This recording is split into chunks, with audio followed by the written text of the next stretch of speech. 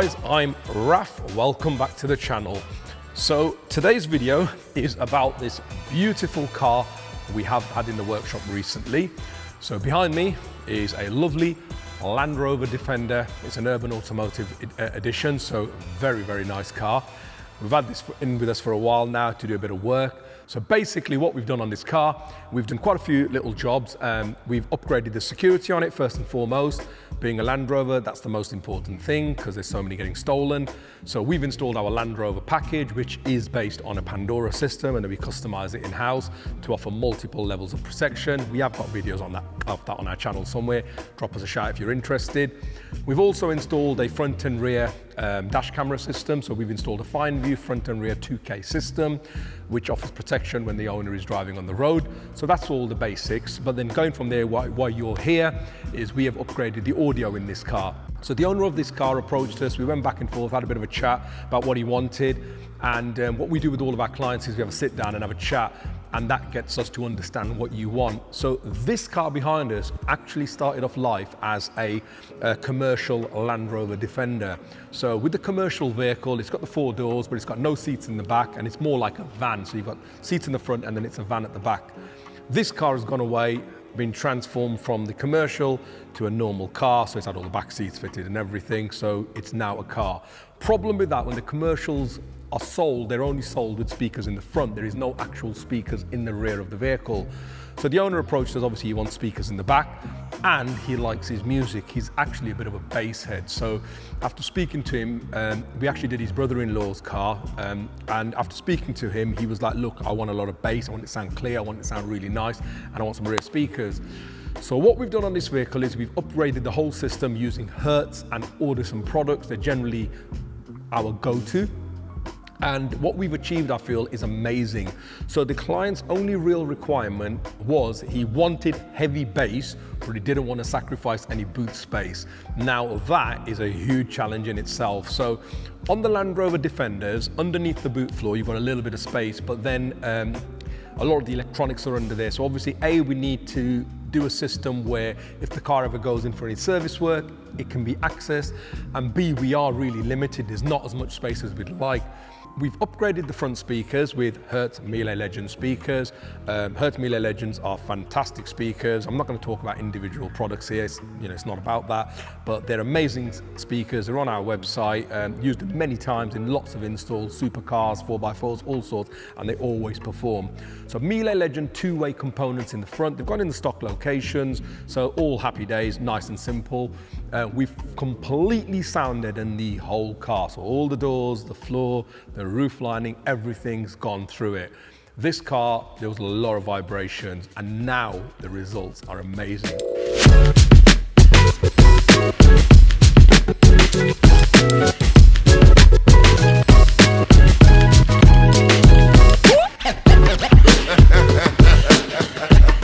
So front doors, Melee Legends, 2 ways.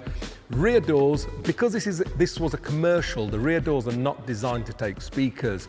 Now what a lot of people do is they just cut a hole in, put a speaker in, and I'll be honest, I've seen quite a few of these now, where the speaker goes in, the way it sits, it doesn't sit quite right.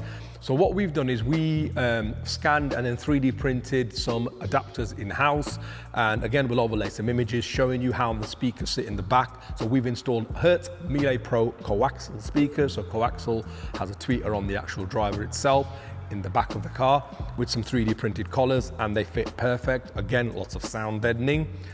In the boot of this car, we've run the whole system off Audison amplifiers. So there's 2 amplifiers gone in this car.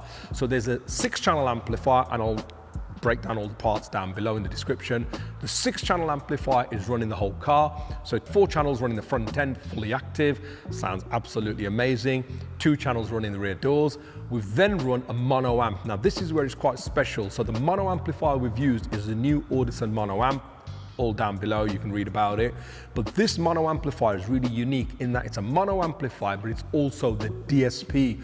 So this is a great system. It's just come out. It's a fantastic product. What that does is, if you've got a system already in your car, so you've got an amplifier and it's running all your speakers in the car and you want to add a bit of bass, but you want to take the system to the next level, you can use this new Audison amplifier add subwoofers in your car, and the actual mono amplifier is the DSP, so that can then run your 4-channel amp. We're running the 6-channel amp through it, and we've got full DSP access. DSP is magic at our fingertips. So what that allows us to do is tune the whole car, get it sounding amazing, time align all the speakers.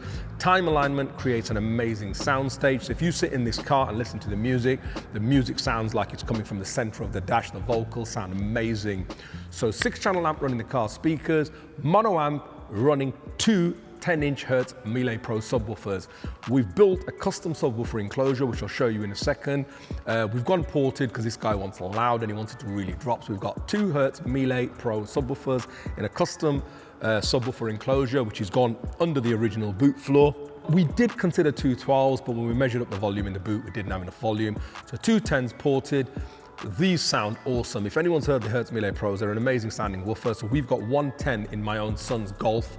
And we've done a video on that. Again, I'll put that down below. And that 110 in his ported sounds awesome. So 2 is ridiculous.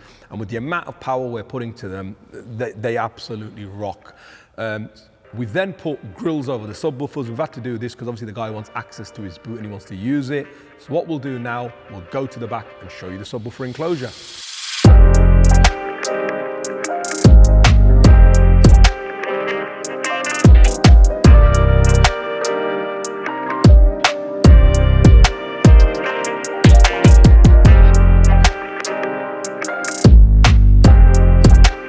So guys, let's go to the back of this car and show you the subwoofer enclosure and what we've actually done in the boot. So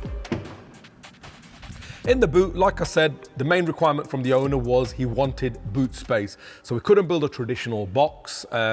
We did think about building subs on either side, but the problem was it didn't quite have the volume we wanted. And if we wanted to put them on the side, basically it would have come out too much. So we've gone under the floor. So here you've got 2 10-inch Hertz Melee Pro drivers. The subwoofer box is ported, so there's a slot port at the front firing under the seats. We've put grills over the subwoofers. We've done the same in my son's Golf, and what that does is it allows him to have full usability of his boot, so he can throw things in. We've had to raise the boot up ever so slightly for anybody who's obviously watching and noticed. Gone up probably about an inch or so, so it's not too bad. Owner's happy with it. We've got all of his boot room left. And then a nice little touch we've done is, so if you've got a Defender, you'll know the floor lifts up. So you still retain the lock and you can lift the floor up. And if he ever wants to go to a show, for example, and show off his system, you can lift it up. We've got the 2 amplifiers on show. So we've put the amps down on an amp rack in a V configuration, and it looks quite nice, to be fair. So it's a bit showy as well, but everything works really well. He's got full access to his boot, nice clean install. One thing I forgot to mention, we've used our go-to, the Audison Beacon in this car as well.